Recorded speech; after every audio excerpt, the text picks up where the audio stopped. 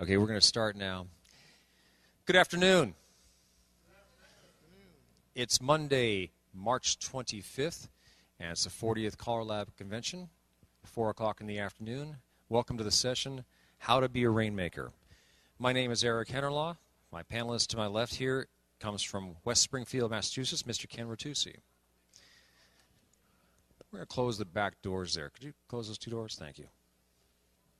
So in as much as possible, I want to make this section interactive and talk because it's not much fun listening to somebody lecture all the time. But you all came to this session called How to Be a Rainmaker. How many of you have heard the term rainmaker before this session? 3 or 4 of you? Part of that, you said, never heard of that term rainmaker, right? Here's the abstract for the session. Have you ever wondered why some callers seem to be successful in attracting large beginner classes or getting many party night bookings? Would you like to find out some of the tips and tricks of these callers that would help you expand your calling opportunities? This session will explore what it takes to create opportunities for people to come out to your classes, dances, or party nights. Discussion will include various ways of reaching out to the community to bring awareness of square dancing, as well as specific details like program creation, hall logistics, and club support. And with any luck at all, we'll cover a fraction of all these things. Okay, so here's a disclaimer. This is not a course on how to change your personality or how to get motivated. That was Denise Ryan's job this morning, right? Did you all get motivated from her? I liked her. There are other seminars and classes outside of CALLERLAB that address these topics. This session is about getting you to think about how you can be successful in your calling career. It's about you, okay? So, here's the first question. What is a rainmaker? Does anybody know? Mike, you probably know. What's a rainmaker? Have no idea. Anybody have an idea what a rainmaker is? Huh? Somebody who makes you cry. Makes things happen? Accomplishes major change, okay?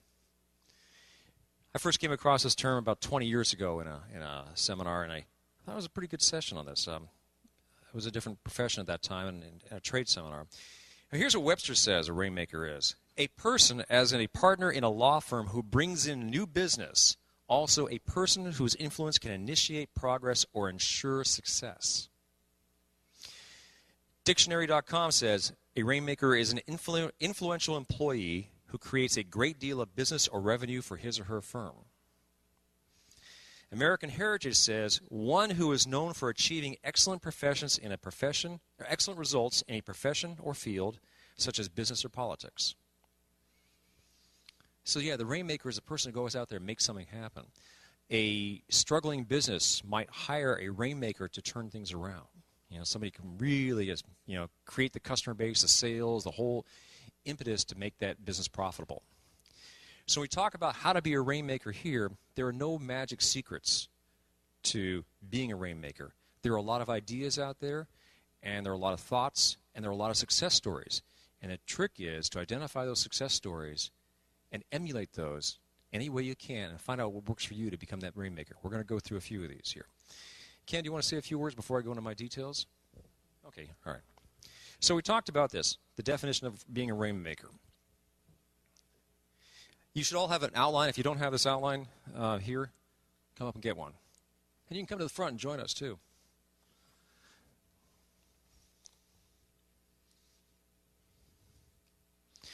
Renting versus owning. Anybody ever thought about that? Renting versus owning? When you hear that phrase, you might think of a house, right? I either own my house or I rent my house, or apartment or whatever. How many of you rent your calling career? Do you know what I mean by that? I rented my calling career for a good 20 years. I rented it. And what I mean by that is I'd go out there, I'd get my bookings, my clubs would hire me, I'd go do my dances, and then I'd pack up, I'd go home, that's it. The dance would happen because the dancers put it on, and I'd come out there, they'd hire me, they'd pay me my money, and I'd go out and leave. If the dance was successful, well, they did a good job in putting it on. I hope I did a good job in calling. If the dance was a failure, well, then the club failed and I failed, and that was that. But, they put it on. I just came and left. I was a renter. If they didn't hire me back, well, then I didn't get the gig back. I went somewhere else. It's very different. To rent means to obtain occupancy or use of another's property in return for regular payments. To grant use or occupation under a term of a contract. to grant the possession and enjoyment in exchange for rent. As a club caller, in one sense, you're a renter, aren't you? Because the club collects the money, they pay the hall rent, they pay you your fee, you come, you set up, you call, you go home. The club takes care of the rest of that, all right? So you're kind of renting that occupation in a way. If the club is going downhill and you're really a renter, then all you're going to say is, the club messed up, it's the club's fault, I can't do anything about it, and eventually the club folds and goes away. And you lost your job because you rented that job. The definition to own, I pull these out of the dictionaries. To own is to have control over, to have mastery or power over, to be responsible for oneself, independent of outside help or control. To own. Now take a look at that situation with the club again. And how would that look differently if you were an owner of the club? There's two ways of looking at ownership. One could be actual ownership, like it's a caller-run club. That's real ownership, right? There's no club telling you what to do. You rented the hall, you collected the money, you got the people in there, and you take the money at the end. You're an owner. You're clearly an owner. If that group fails, who's responsible? You. There's no club to blame for that, right? You truly own that. The transition is to feel that sense of ownership when you're not actually an owner. What about when you are a club caller and you own that situation? And that's more of a mindset than anything else. So the mindset here is to exert power or mastery over while still not being the actual owner. You're the club caller. You're hired by them, right? You're hired by them. They're paying you the money to be there. And yet, if you own the situation, you take responsibility for the success of that club, right? So if you think about that for a second, if you take responsibility for the success or failure of that club, that dance, that event, that square dance, whatever it might be, even though you're the person being hired for it, that puts your whole frame of mind differently. So, as an example, I can go to my club every week. I call for a group every week, right? Every Wednesday night. I call there every week. I go, I set up my equipment, I do my calling, I go home and I make a little note every night how many squares are there so I can get a kind of trend of what's going on. And if I see it trending down, I say, well, that's not too good, but maybe the club should do something about that, fix something, run a class, something like that, get people in here, invite visitors. If I was an owner of that group, and I came to that group every week, and I came there one night, and I said, wow, we've only got whatever it is, a few squares, not very many squares. We need to get more squares in here. As an owner, I have a vested interest, if not financially, at least emotionally, in making sure that club is successful. I'm going to step up and work right directly with the people, the leaders in that club, to say, we need to change something here. Whatever we're doing, we need to change to get more people in here. We're losing people faster than they're coming in. What can we do to do that? Can we run a class? Can we change our format, our program, our night, our hours, whatever it is? I'm going to take responsibility for that. Now, yes, I know the clubs have leaders and organizations and directors and presidents and all that. That doesn't mean you can't work with them. They're not going to send you away. If they do, they've got other issues. But I'm taking an ownership responsibility in this. I'm stepping forward and saying, I want to make something happen. I want to make sure this is successful, because if it's not successful, I'm going to lose my job. It's over for me, and I want to call. That's what I want to do. So the concept of ownership is beyond actual ownership. It's a state of mind about how you take responsibility for the situation at hand. And that really comes down to us as callers. You heard Denise say this morning something very powerful. She said very briefly, you were all here this morning, right? She said something very powerful. I don't know if you all caught it. It was toward the end. She said something to the fact that square dancing is going downhill right now. The only people, the only organization that can save square dancing, the only people that can save square dancing are in this room. Did you hear her say that? She said that. She wasn't just saying that off the cuff. She had done her research. She knows every club out there, all the websites, all the national organizations, everything out there. And she came back to, not CALLERLAB is going to fix square dancing or save square dancing, but the people in this room, because you all chose to show up here to be part of the solution. You are all taking an ownership of the situation, and you're all willing to do something to make something happen, okay? And by the same token, you're in this session right now, how to be a rainmaker, which is you want to make something happen. Okay, it's ownership frame of mind. How does that apply to calling? A caller who is a renter is at effect of the decisions and actions of others, such as clubs and dancers. He or she is subject to the decisions of others with minimal ability to influence the outcome. A renter feels like a victim and is powerless to shape or change things. How many of you know a caller that's like that? That feels like, well, you know, the club didn't hire me. I don't get any gigs. Nobody ever hires me. Or they hired me, but they didn't hire me back. They hired me, but I only had 2 squares, and it wasn't a very good dance. And, you've all heard stories like that before? I hear stories like that all the time. A caller who is an owner causes actions to happen and takes responsibility for the outcomes, good or bad. He or she leads others in a positive way and leverages talents to get accomplishments and results. Leverages talents. That doesn't mean the caller does everything. The caller who takes ownership sees a talent out there. How many of you know somebody in your group has a certain talent for things? Our groups, we've got this guy is really good at flyers. This person's really good at publicity. And this person's really good at greeting people and getting people in the door. Leveraging those talents and what these people do is part of that ownership and leadership that you all, as callers, can step up to become. You don't have to do everything. Owning it isn't about doing everything. It's about taking the responsibility to see that it gets done and finding the talent out there in the field that can get that work done. There's another analogy in the workplace talking about owners and renters. And I put it in terms of employees and entrepreneurs. You got a copy? An employee works for somebody. An entrepreneur is self-employed, right? Okay? Now this is the part where it gets interactive. Give me some attributes or characteristics of an employee. What is an employee? Tell me. What? 8 to 5. What else? Who are they paid by?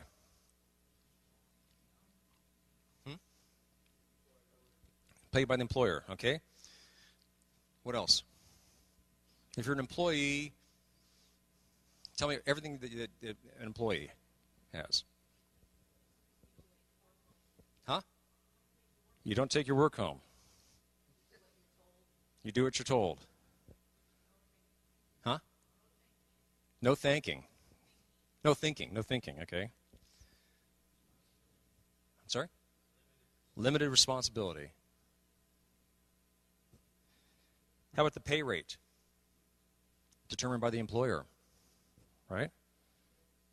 Hours and programs determined by the employer. Whether you move up in responsibility is determined by the employer, right? How about whether or not you're going to have a job tomorrow? Determined by the employer, not by you, right? If you work for a company that's going downhill and is suffering financially, how much responsibility do you take for that? A lot of people don't take much. They're just an employee, right? So they distance themselves from the success or failure of the company. That's not everybody. I'm just saying a lot of people, a lot of employees. Think about that. Okay? If a company succeeds or fails, they may distance themselves from that outcome. An employee doesn't have a job unless somebody asks them to be an employee. You just don't walk into a company and say, I'm going to be your employee now. They have to say, I'm going to offer you employment. So you have to wait until an employer will actually have you as an employee. Until that time, you're sitting around twiddling your thumbs, right? And an employee thinks tactically. You know what I mean by tactically? Short term. Only as far as the next gig he or she is hired for. An employee thinks, I got this today, what I got tomorrow, I got tomorrow. That's it. What else for an employee? So that's an employee side. And I'm applying that to calling. As a caller, as a club caller, a renter. What are the characteristics of an entrepreneur? So flip all those things around. What are they? Huh? Hardworking. Take all the responsibility. Strategic, so long-term thinking. Investment. Takes the risk. Huh? Does the hard work. What? Visionary. Okay. Who's he paid by? He's paid by himself, isn't he? Well, he's paid by himself. Because he gets the customers coming in the door, he collects the money, he's paying himself, right? Who determines his pay rate? Well, he determines his pay rate. The market will pay it or not. It doesn't pay it, doesn't get any money. But who determines his hours and programs? Yeah. Who controls how much or how little he works? Sorry, what's that? His customers, right. But no, really, who controls that? Doesn't he control that? Well, his customers are the boss for everybody in that sense, right? But if he's running his own business, who controls how much he wants to work? If I decided to tomorrow, I can open up a class every night, 7 nights a week. I could do that anywhere in the country. I may not have anybody show up, but I can open up a class every night, and I'd be working every night. I determine that. There is no group telling me that. I'm determining that, right? What happens if I succeed? Who's responsible? And if I fail? Right, so it all comes back to me. Do I wait for something to happen before I make something happen? Huh? Interactive, and I have to take what? Initiative. An entrepreneur takes initiative. An entrepreneur says, I'm not going to wait around for something to happen. I'm not going to wait for the world to change. I'm not going to wait for the club to say, yeah, we finally need a beginner class because we're down to 3 people in the club. I'm not going to wait for the association to fold up before they say, you know what, maybe we should have done more beginner classes or something. I'm not going to wait for that. As an entrepreneur, I'm going to be taking initiative to make it happen. And you said it before, thinking strategically. I'm thinking long term, not what I'm going to do tomorrow and next week and next month, but how this is going to work for me 1, 2, 5 years down the road. I really have to think about this strategically. I'm going to take responsibility for building out something for me 5 years down the road. It's going to start with baby steps today and going through what I'm going through. But strategic thinking keeps me in line with my goals. Tactical moves move me along that vision. But I know that I'm going to head to the back of the hall and touch that wall. I'm going to take one step at a time. I'm not going to let all the noise in front of me stop me. I'm going to make it to the back. Strategic thinking is absolutely critical, and that's what an entrepreneur has.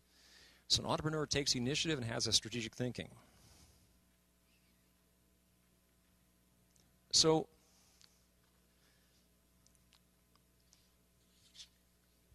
do you see how that kind of applies to calling? You get the renters, the owners, the employees, the entrepreneurs. Does that make sense to anybody? You see what I'm saying there?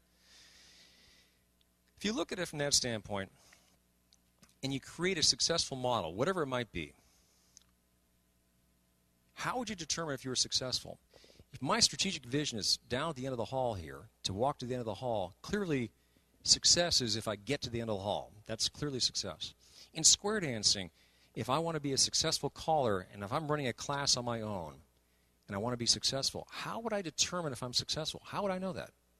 What are my metrics? I'm sorry? Dancers in the hall. How many? When? I know. That's my question. I mean, how do you do that? Let's put it this way. How do your clubs determine successful classes? Be honest. How do they determine them? Huh? They pay the rent. So if I start a class, if I work for your club and we start a class tomorrow and we got 5 squares, God bless them. We have 5 squares in the door. Great. And they all came in and they paid money and they danced for a month, and then after a month they all went away. Was the class successful? Why not? Huh? No one graduated. So to be successful, they have to graduate? Well, if they had fun for 4 weeks and then they went on to tennis? Consistent repeat customers. Is that success? Okay.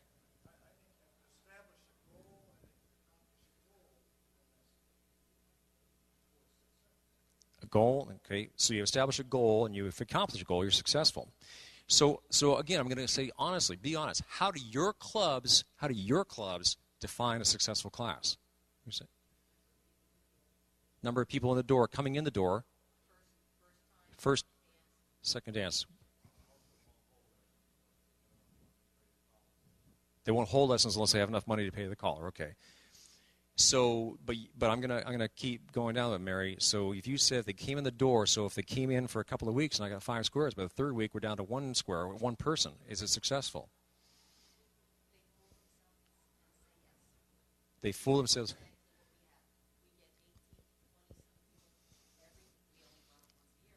Hold on one second. I'm going to put you on the mic. Mary Moody, Flemington, New Jersey. We have a very successful advertising component, very successful barn dance. We get a lot of people taking lessons, anywhere from 18 to 22. Our numbers are good. The demographics are good. They're getting younger all the time.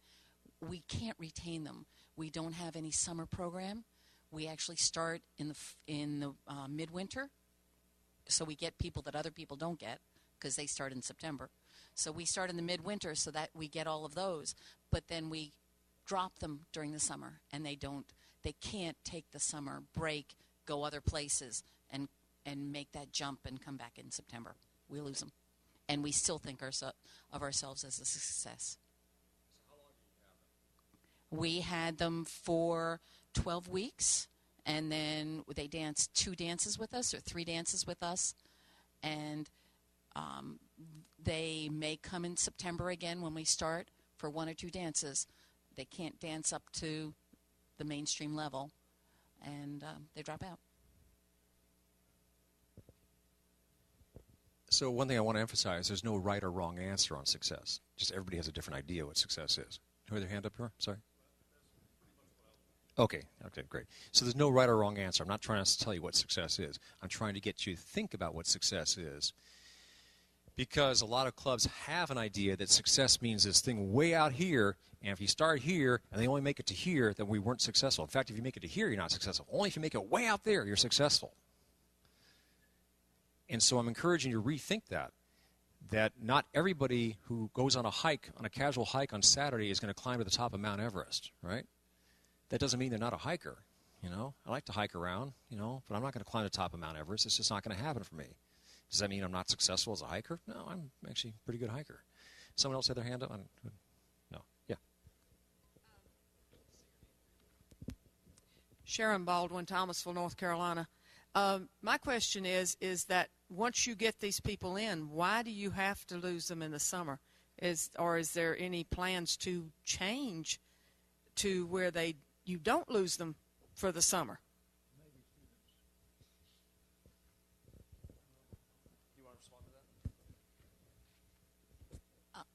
One of my ideas is I want to do barn dances and mainstream dances, a few of them through the summer.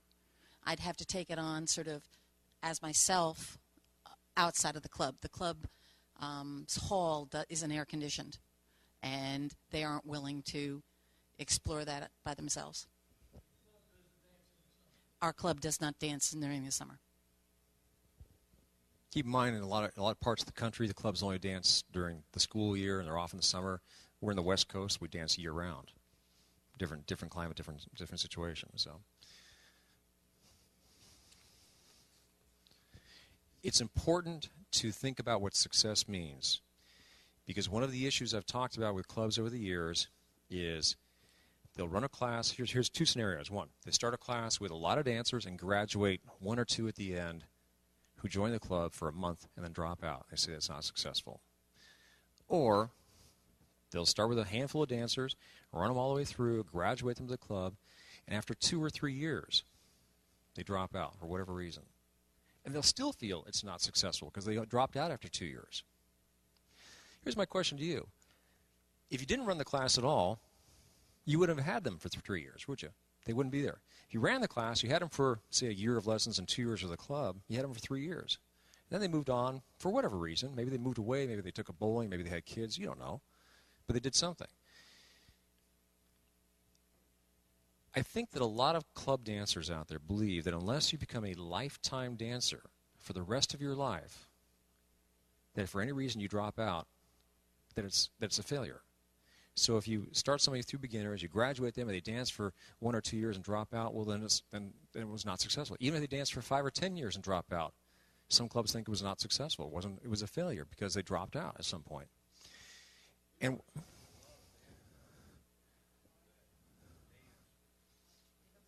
yeah, hold on.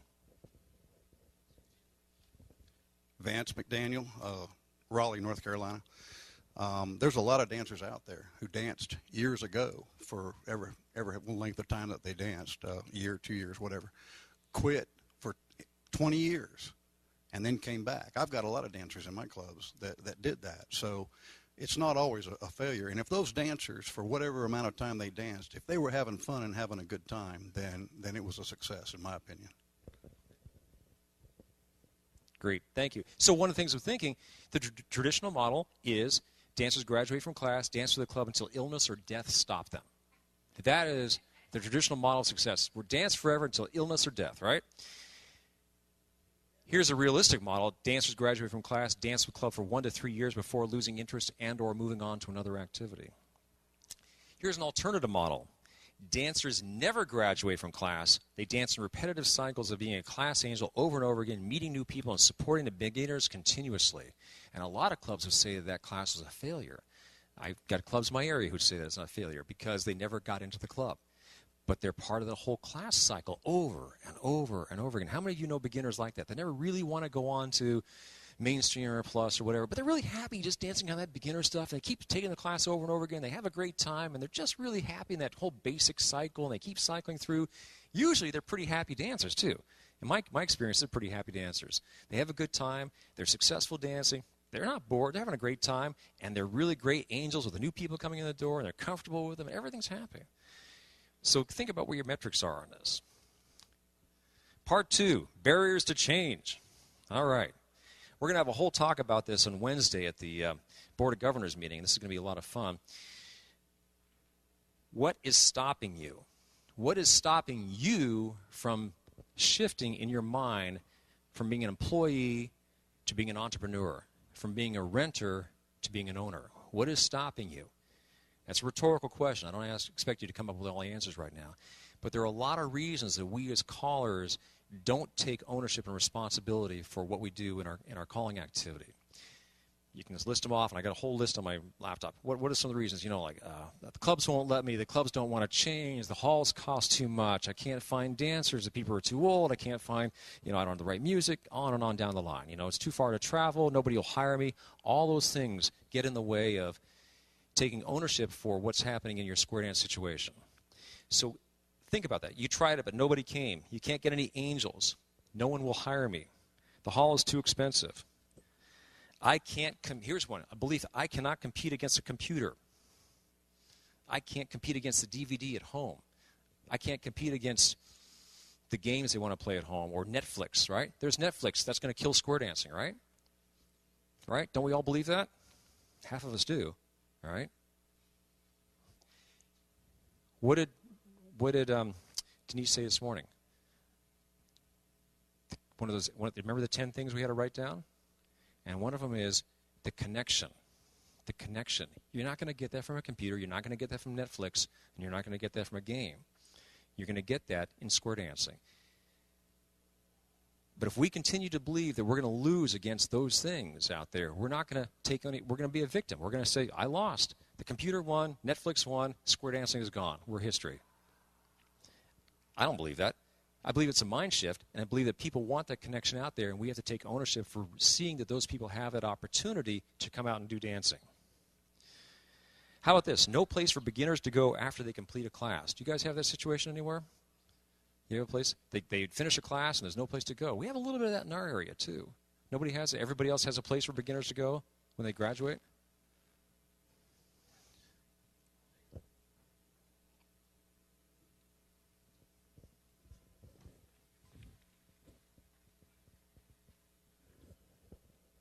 Susan Morris from Redmond, Washington. One place they can go is right into the clubs, but our Teachers and Callers Association has summertime dances every week all summer from the beginning of June to the end of August to keep all the new dancers dancing through the summer so that they're ready to do club dancing in the fall. Anybody else have any comments on that? Where the dancers go? What other barriers do you have? Somebody's got to come up with something. I mean, there's at least 20 others I haven't even mentioned. What other barriers are there that stop you from being successful out there with your classes or clubs or dances? Anybody? Just shout out anything. Still working full time. Price of gas, how's that? Hall rent. Takes too much energy. What? Carpet on floors. What else? Competition. Competition from other callers? Other callers, other clubs. Okay. Anything else? Kids are in sport. Yeah. So the families can't come because the kids are doing soccer and everything else. Yeah. So there's a lot of reasons. There's a lot of reasons why we cannot be successful, right? There's a lot of reasons why we cannot be successful. Right, but there's a lot of, I could say, hey, let's do this. Well, we can't because, and the kids do this, and, they got this thing and this activity, and they like to stay home, and they work too hard, and they get up at 4 a.m. to go to work. And so there's a lot of reasons why we can't get people in classes and make it work, right? So we all know that. We all know there's a lot of reasons. And yet, and I know that there are clubs in the country, there are certain spots in the country that are growing, that are little pinpoints of light that are growing, in spite of Netflix and kids' activities and hall rents and price of gas and all of that. And so you need to find out how they're doing it. And we're going to be finding that out. And we're going to be sharing that information out to everybody. But it's also incumbent upon you to take that initiative, find out how they are successful. And if you're one of those success stories, to bring the success story forward to everybody else so you can share it and propagate that information and propagate your success, leveraging yourself out to somebody else. Okay, so applying the concept, right? Focus on your strengths. What does that mean? What are your strengths? What are your strengths as a caller? Think about that. Each of you as a caller, what are your strengths? Everyone has strengths, and everyone has weaknesses. All right? Personality could be a strength, or it could be a weakness, right? Yes, it can go either way in that one. But there are a lot of characteristics of being a caller, right? What does it take to be a caller, right? You need to know square dancing. You need to, love people, right? You need to know choreography. Problem solving, okay? How about singing? Helps, doesn't it? Yeah. All right. So let's say you came up with 10 or 20 characteristics of being a caller. We just mentioned 5 there. In that list, you're going to have several that you're going to be strong at. You're going to be strong at. You're good at these things. And some other ones you say, well, maybe not so strong at those other ones, right? And so some of those things you can do something about. Let's say you weren't very good at choreography, but you could do something about that. You could actually do your homework and do some practicing and move the checkers around and create some good material to work out, talk to other callers. And you might improve that area. But no caller is good at everything. No caller is good at everything. The best and brightest and most popular callers, and a lot of them are here at this convention, are really, really good, right? But they're really good at some things, but not everything. And I can put a couple of very famous callers in this room, and they're very, very popular, and one caller is really good at these things, and the other caller is really good at these things. But neither caller is really good at both. Are you with me? So you can't be everything to everybody. But what you can be is the best of who you are. And if you look at your strengths and those areas that you're not as strong in and what you can improve, if you're not the best singer in the world, you can do a little bit to improve your singing. But if you can't be, you're not going to be Tony Oxendine, that doesn't matter. Don't worry about it. Don't try to be Tony. Just be yourself and do the best things you can do, right? So the trick here is to focus on your strengths. Think of people in life right now who are celebrities who are really good at what they do, really popular, but they're not perfect. Can you think of someone like that? A couple came to mind for me. Can you think of anybody like that seems like something a little different, but they're very popular celebrities nonetheless? So this is just my opinion, okay? My opinion on these celebrities, okay? I think Bruce Springsteen, he's a very popular singer, right? Rock artist. I don't care for the way he sings. That's just me. I never did care for the way he sings. That's just my opinion. Okay? But he's really popular, and the reason why is he's got incredible charisma. If you've ever seen that man perform, he's got charisma that just ekes out all over, and everybody loves him. Bob Dylan, not a particularly good singer, but a really, really good writer. He writes all these incredible songs, incredible music. He has a lot of stuff there. Don't throw tomatoes at me, but I'm going to say Barbra Streisand. She's cross-eyed. She's cross-eyed, right? So she's not perfect from that standpoint, but she's a phenomenal singer. Everybody knows she's a phenomenal singer. She's something else, right? So these are people that didn't let, Barbara being cross-eyed, that didn't let her stop her from being a really, really great career. She focused on her strengths, and look what she is. She's amazing, totally amazing. So I'm just pulling that out of the hat right there to make you think about that nobody is perfect. Even the most popular and the best people out there aren't perfect. They focus on their strengths. They capitalize on their strengths. They leverage those strengths, and they make them stand out. So they get the most they can out of them. Celine Dion. She's from Canada.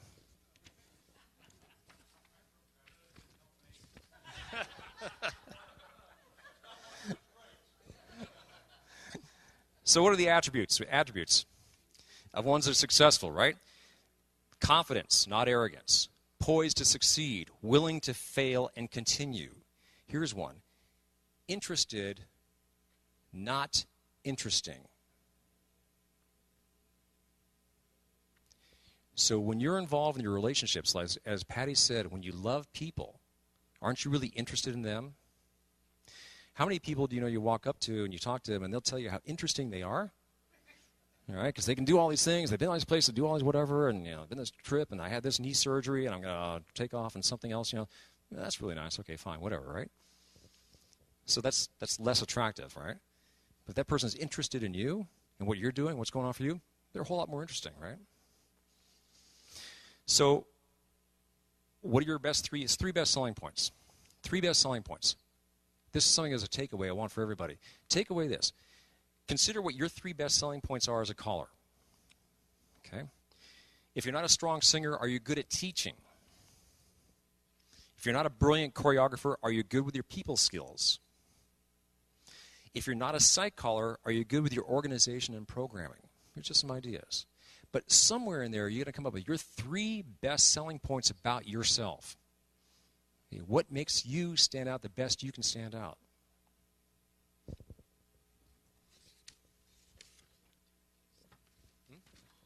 I know, I'm going to come back to the case study. All right.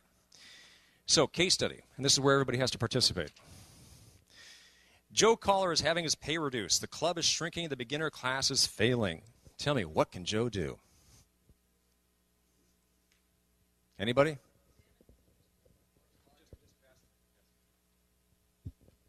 Work harder. Work harder, okay. And better. Work harder and better. Anything else? What can Joe do?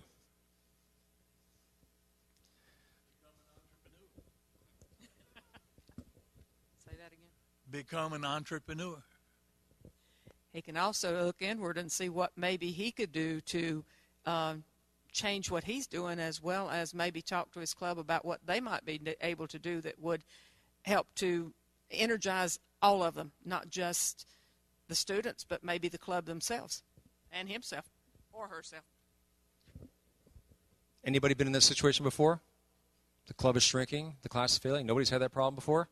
Nobody here? All your clubs are successful and growing? Yeah. This is it. This is serious. This is the elephant in the room. This really is the elephant in the room, isn't it? This is what's happening for everybody. It's not a joke. It's not a hypothetical. It's everyone in this room. I bet every single person in this room, your club is shrinking, your classes are not doing well. Am I right? Has anybody got the reverse of that? Go ahead. Don Coy from Brooklyn, New York. Yeah, I'm sort of going through the same problem now. I have 2 clubs that I teach, one in Pelham, which is near the Bronx, and I think they have 2 folks that are going to graduate. Excuse me. So I've been doing this for 3 years for this group, and I got an increase in pay when they had some good turnouts, but now they said, maybe you should take a little cut in pay. Well, that's fine. I said, that's good, because I want to see these folks to be successful. The other club I have in Brooklyn, in its heydays, we'd have 8 squares on a Wednesday night. Now, to break even, we need 3 squares. And so they pay me $100 a week, and sometimes if they don't have 3 squares to break even, I'll give them back $20. So, because I, too, this club I feel more connected. It's near my house. I live in Brooklyn. And so I want this club to succeed. And they seem they're back on their way to recovery. They had 4 squares last Wednesday, so that looks good. So we have to give back in this activity. We get paid, but we also need to give back sometimes. Thank you. This is critical. That's what Don says is great. He understands how to work with a club that's struggling. But even more so than that, what are you going to do to reverse the trend? What is everybody going to do to reverse the trend? If you don't know right now what you're going to do to reverse the trend, you need to ask for help. You need to ask for help, either with somebody else in this room, somebody else at this convention, some other caller somewhere, or look at the resources you can go to. You can go to the CALLERLAB website. There's resources there. You can go to the marketing committee. Mike Hogan here is chair of the marketing committee. We're coming up with a lot of great ideas for trying to reverse that trend. If you don't do anything, what will happen?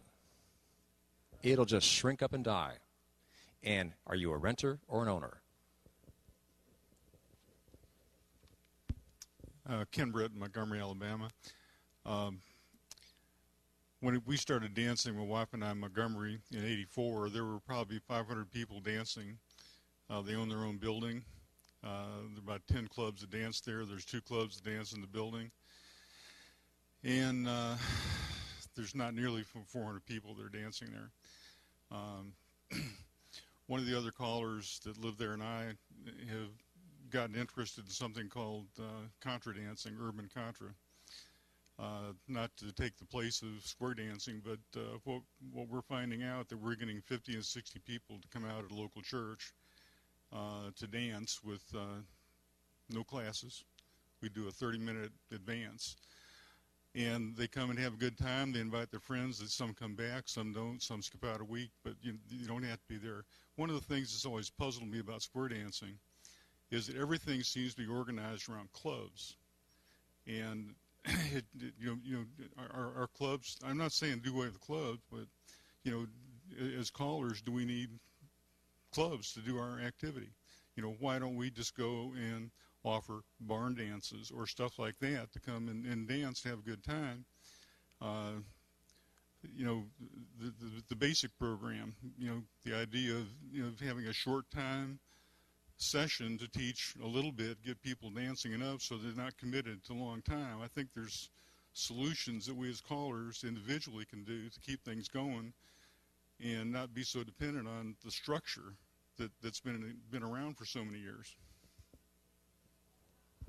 So change the whole structure and take responsibility and doing it a whole different way, right? I'd like that. I mean, that's important. Look at it. It's a radical thing he's saying. But he's talking about a radical change, but it's kind of a radical situation. It's a critical situation, Martin. You stretching? Okay. Another whole way of thinking of things is we have different kinds of clients, and we tend to ignore all but the club dancer clients. Those of us that do a lot of party dances, there's a lot more party dance clients out there than there ever will be club dancing. If you go back 30 years, more callers ran more barn dances. There's one of the couples that comes to the beginner leader gizmo that took over a club because the club had an agreement with a hall. Nobody in that club dances there anymore. But they turned that into a barn dance night. They got it started by giving away free chili. They do a barn dance. They do contras, they do lines, they do rounds, they do the whole list of things. If you talk to Riggs and Campbell, they say they typically see 5,000 dancers a year. As a caller, how many do you see? They do party dances, not so much club dances. So we have the hobby dancers who do the club, and then there's the rest of the world that does everything else. It's important to think about. So he's talking about a whole different style of square dancing, the whole party night thing right there. We're all callers in this room. Probably most of you can do a party night or have done party nights or one-night stands. Some of you may love them. Some of you may hate them. But you could all learn to love them. That may be the way it's going. You don't know. I'm going to conclude with these things. Here's some things to take notes on. All right. Becoming a rainmaker. To become a rainmaker, you must set specific goals for yourself.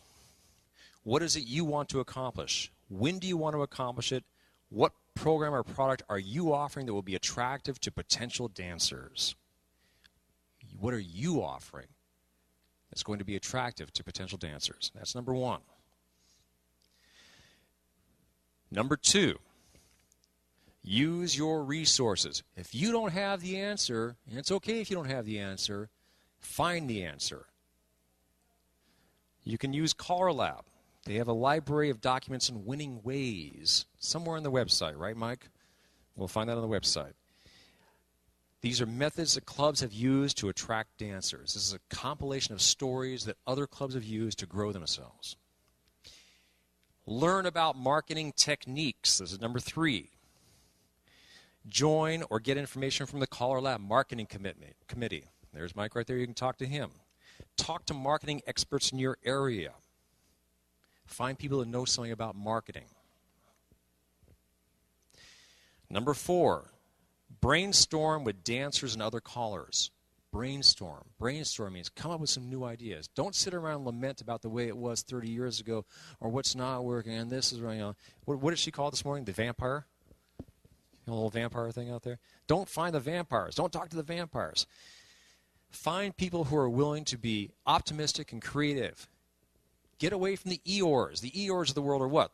It's not going to work. The Chicken Little is right where the sky is falling. Get away from those people. They're not going to help you. Just tell them, I'll go over there. I'll go over here and talk to people who want to make it work. Find those people. Brainstorm with them. Embrace the theory of abundance. Do you know what that theory of abundance is? I'll tell you in 10 seconds. Here it is. There are 200 million people out there waiting to square dance right now. There are. That's not even all of the U.S. There's 350. How many? What's the U.S.? 350 million? I don't know. There's 350 million people in the United States that are waiting to square dance. That's how many people there are out there.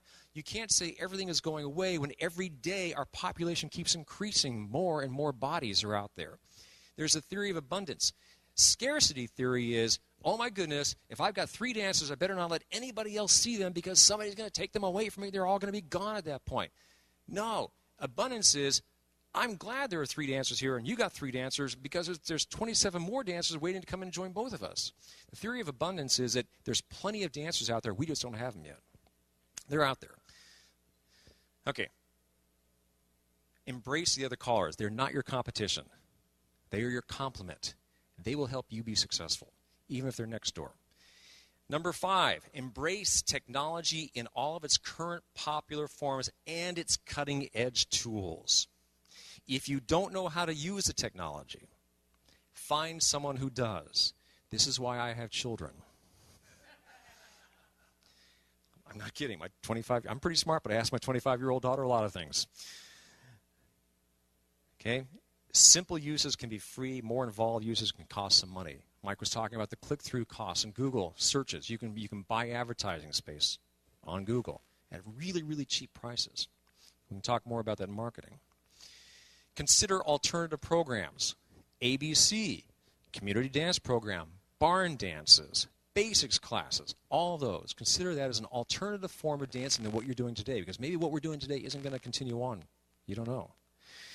If the current model of mainstream or plus dancing in your area is dying, then a new program is needed. I think that's exactly what you were saying. Create a network of clubs and callers in your region and proactively connect with them. Find out what's working with them and what's not working with them. Discuss ideas you have to attract people into dancing. And finally, this is very important. Come up with fun social events. You come up with fun social events to complement the square dancing time. Not every square dancer that comes to square dance for your club is interested in square dancing 100% of the time. They want to do some other things besides that. And you'll find that probably the most successful clubs out there are those clubs that do something socially that create a social glue. And Pam Clasher was going to do a session, or has done a session on social glue, that keeps the club together and grows and makes people feel happy. Where square dancing is a part of it, but it's not everything in there. Create that social glue.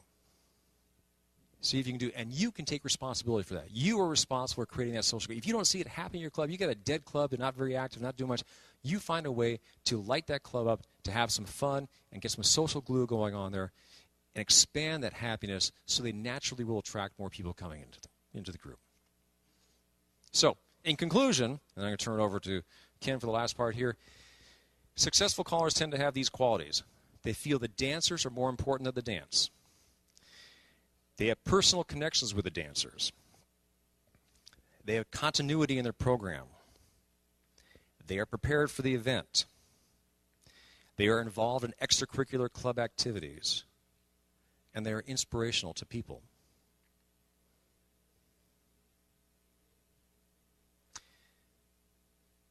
And that's my 2 cents on being a rainmaker. It comes back to you. Are you an owner or a renter? Are you an entrepreneur or an employee? That's your choice.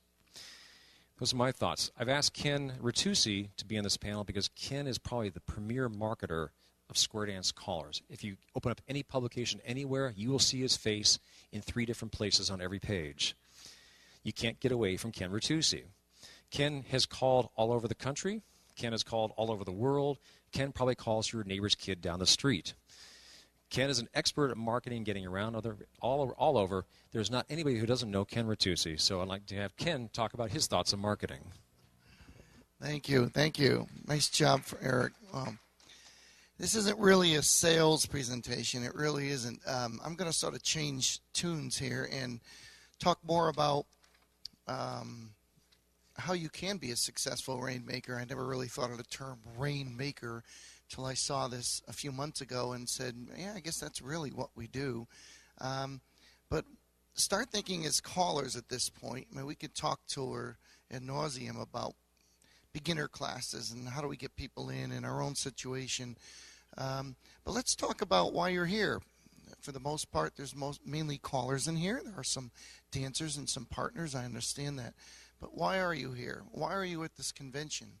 You're at this convention because you love square dancing and you love the call. Let's not kid ourselves. I love square dancing, and I've loved it for 37 years. And everybody in this room really loves square dancing. And we really like the call. That's why we're here. Ask a caller if they really care about calling a lot. And if anyone who says, no, not really, they're just putting you on, because of the hundreds and hundreds of callers I've taught through the years, can't tell you how many times they've said to me, I just want to do fun nights. I'm not going to be busy. I don't want to do that. And you see see her 2 years later, and she's got 3 clubs, and she's calling 5 nights a week, and she's all over the place, or he's all over the place. And because it sort of engulfs us. It's sort of like a snowball that starts at the top of the hill, and by the time it gets to the bottom, it's almost out of control. But start thinking about what do you want to do? What do you want to be as a square dance caller? Some of you are very much established. Some of you are brand new. But I was a renter for probably the first 20 years, 25 years of my career. I basically called a lot of club dances. I was club caller, class teacher. I went and I collected a paycheck, and I called dances, and I traveled a little bit and got out a little bit. And then I decided that as the activity was changing, let's take a good look at our activity. It's not really growing in leaps and bounds, is it? So you have to think personally, look within yourself, what am I going to do to keep calling and try to be even more successful or keep doing what I love to do if I don't start creating my own opportunities? Now, Eric talked about it. Some of you mentioned about what an entrepreneur is. So there's really a lot of entrepreneurship in all of us. I decided about 12 years ago to take a different track. I looked at the activity in the New England area. It's not as good as it used to be, just like I can say for many parts of the country. I'm sure you all know that. But I started looking around and decided that if I wanted to keep calling and doing what I love, I can only speak for me. I can't speak for you. I had to feel that I had to start making some decisions about what I wanted to do. And what that involved was changing gears and deciding that I was going to step out of my comfort zone and start doing some of my own things. So my current state is I own a night and I rent a night. I'm a club caller on a Wednesday night for a Mainstream Plus club. They're the bosses. I show up, I call, and I collect the paycheck, and things are going good, and it's what it is. On Monday nights, I have my own group. It's an advanced challenge group, and the dancers don't pay dues. They don't have to bring any food. All they have to do is show up and pay at the door, and they like it that way. And I take all the responsibility. I pay the hall rent. I make sure on bad nights that we now have we have an internet tree. Used to have a phone tree, but on bad weather, for those of you who live in bad weather, know that you got to get the word out, let people know not to show up. But there's a couple of old sayings. If you always do what you've always done, you'll always get what you've always got. And I think Denise sort of said that today, but that's so true. And I looked at my situation and said, well, if I keep doing what I'm doing, even though some people would look at it as, quote, being successful, because, wow, look at you, you're calling here and you're calling every Saturday night and everything. But inside, I didn't quite feel very successful. I felt busy. I liked what I was doing, but I was doing the same old thing. Ever feel when you get in a rut? Even when we call, we get in the ruts. For those of you who've been calling a while, we get in the ruts. We call maybe the same thing. So you sort of have to try to listen to yourself, tape yourself, change, if you can change anything about it. But why do we do what we do? Because we love it. But how good do you want to be? Now somebody says, well, I want to be as good as Eric Henerlau. I says, good luck. No. But seriously, I want to be as good as Ken Bauer. I want to be as good as all the national callers you see. Sure, I guess everybody wants to be as good as them. But you know what? Most of us can't be as good as them because you know why? We're not Ken Bauer. I'm not Eric Henerlau. I'm not name a caller that you admire. I'm not that caller. You're not that caller. So you have to start realizing that successful callers understand their limitations. There's a lot of things in calling I wish I could do. I wish I could record for all the top recording studios and sing all the great singing calls and all. That's not me. That's not going to be me. So you have to realize as you're going through your career, what you think you know at 5 years, it might be totally different than what you know at 10 years. You might know at 15 years. It keeps changing. If you feel your career, and I'm not speaking for the real newbies because everything's changed for them, but for those of you who've been calling many years, have you ever really looked back and say, I don't call like that anymore. I don't do that anymore. And I've changed and I've evolved. And that's what I decided to do. I decided to start creating opportunities for myself. And knock on wood, I've been pretty successful doing it because I'm willing to take a risk. I'm willing to put my money out there. Eric says, well, you see my name every page. But that's not free. I mean, that costs a lot of money. These ads cost money, whether they're full-page ads, color ads, applications for caller schools, whatever I do, nobody's paying me for that. And that's coming out of my pocket. But I'm willing to do that. Some people are not willing to do that. You think, well, why are some callers more successful than others? Some don't want to put a nickel into their business. They don't want to spend money on anything. Great, that's their business. I don't come from that standpoint. I believe in order to make business, make money, you have to spend money. And marketing would tell you that off. Mike mentioned McDonald's the other day in one of our Board of Governors meetings. Who doesn't know about McDonald's? 3-year-olds know about McDonald's. But yet McDonald's spends, what is it, $7 million a week? $7 million a day McDonald's spends on advertising. And you look and say, why? What do you have to advertise for? We're going to go there anyway. Coca-Cola, Burger King, Apple, any of these successful companies. Why do they keep doing it? Because they keep getting more and more business, because they want to stay out there. I basically want my name out there. I want my name out there because I'm a square dance caller, because I like to call. Some callers try to brush it off like they're so timid. Oh, I don't really. No. If you want to call and you want to be successful, you have to put some skin in the game. You have to make things happen. Another thing of an entrepreneur is I'm always thinking ahead. That's what entrepreneurs do. Doesn't mean I'm right. Doesn't mean what I'm thinking is right or wrong, but I'm always thinking ahead. I'm thinking about next year. I'm thinking about the year after. I'm angling myself wherever I think I can, because in this activity right now, there's not a million opportunities coming to us like there used to be. So I'm not afraid to create my own opportunities.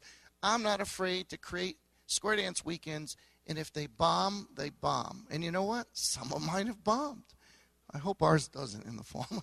But seriously, I'm not afraid to do that.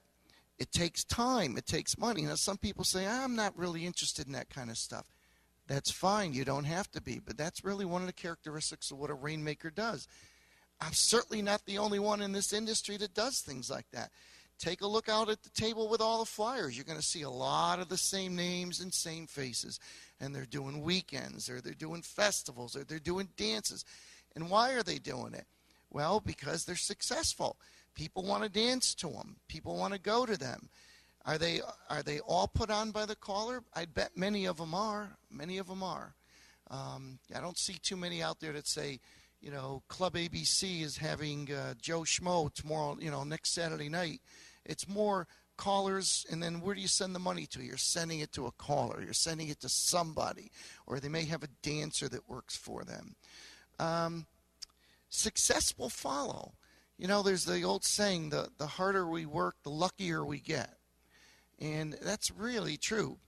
I've known some callers who, they want instant success. They just come out of caller school, and I revert back to caller school because I'm talking about newer callers. And they'll get a club or two, or they'll get 3 clubs, and everybody tells them how great they are. Oh, and they're doing great, and they're doing great.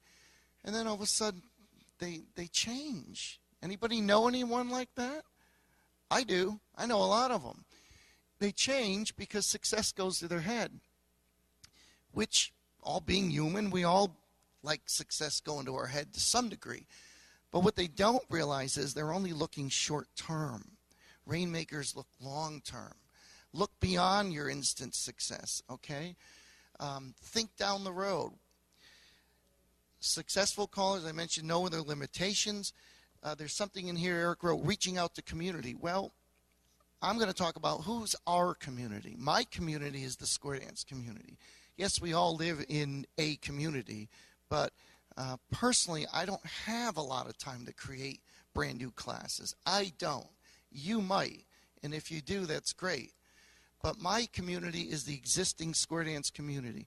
And I look at that existing square dance community and I say, what can I do to help make it better? By volunteering, by being on boards, by being on convention committees. I mean, entrepreneurs also, we don't just spend our own money, but we spend our own time. And I spend a lot of time that I don't get paid for trying to help people out, or trying to be part of a committee, or be part of a callers association. And, it sounds tiring, but you know what? It is tiring. It's tiring. Renting your calling career. I did that for a while. I don't rent as much as I own now. I still rent a lot. I'll still take a lot of dates if I can get them, depending on the situation or where I travel. But I've decided I want to put more faith into me. I want to be my own business person. And I basically feel like my own business person, which means that I enjoy my success, and then I have to look back and see what failed and what I don't want to do again. Creating your own opportunities. One of the things I do that's been popular, I'm not the only one who does it. I didn't invent it, but I happen to do a lot of them, is called Blitz Weekends, where around the country I'll get a group that will say, gee, we would really like to move up into Plus.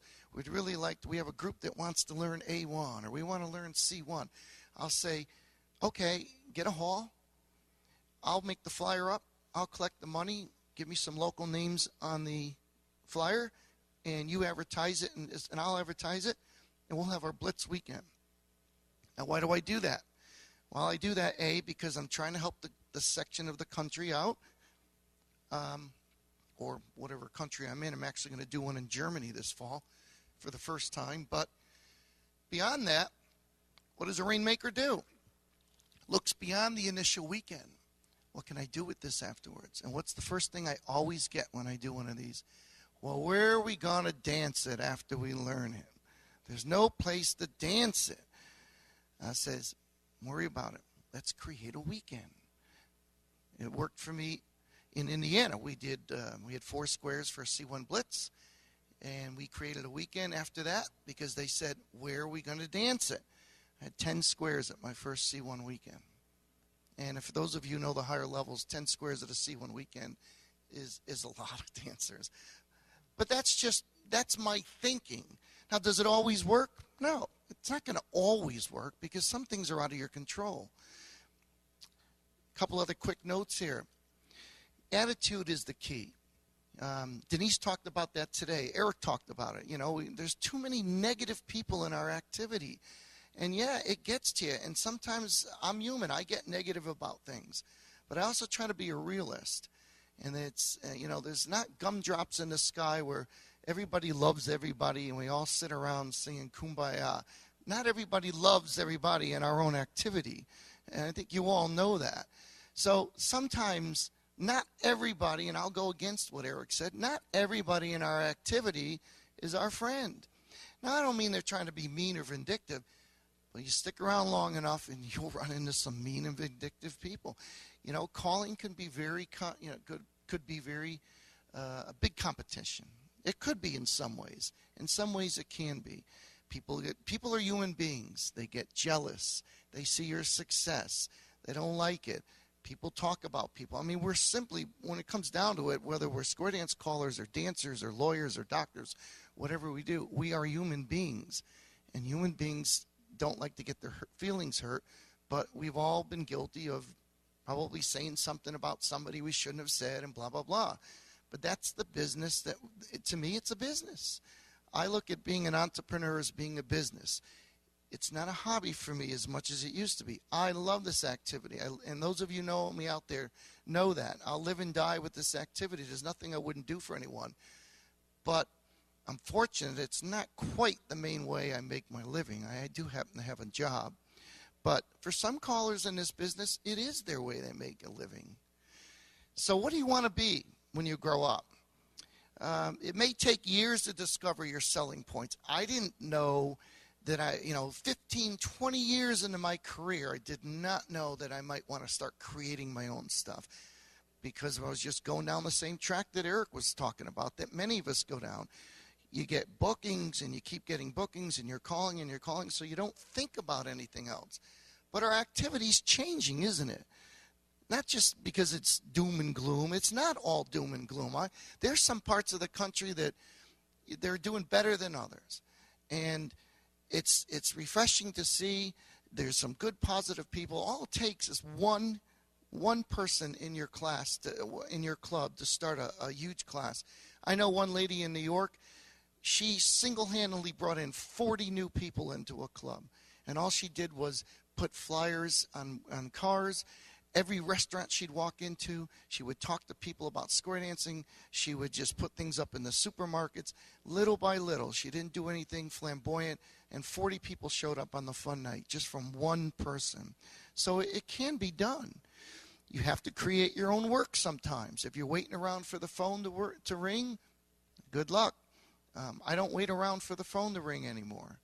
They don't normally call you anymore. I don't wait for the email to come in. But you have to be motivated. You have to be driven.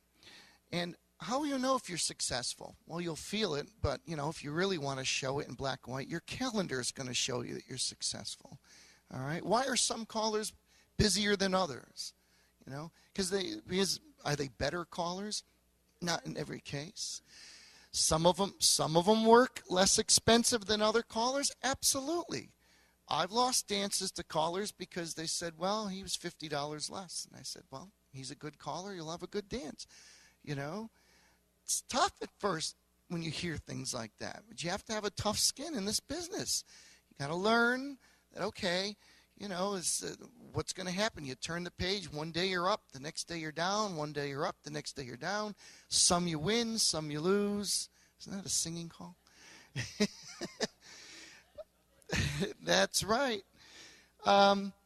Making the dancers succeed will make you succeed. Why are some callers more successful again? Because the dancers, they make the dancers succeed. It's not all about the caller. It's not all about me. If I didn't do what I did, if I don't make the dancers happy, then I wouldn't be calling whether I created my own stuff or anything.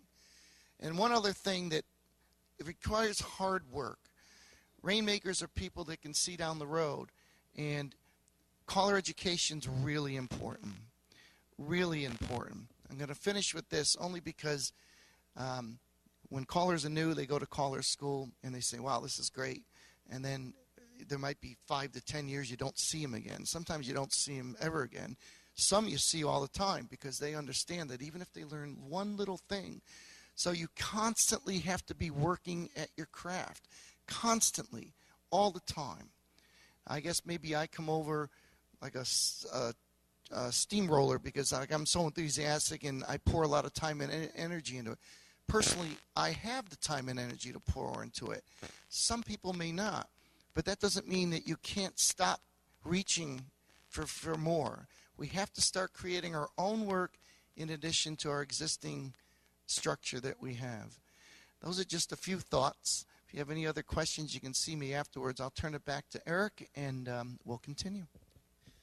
And that pretty much wraps up. Thank you, Ken. That pretty much wraps up our time. Does anybody have any last final comments before we wrap up? Yes, Mike, come on up here.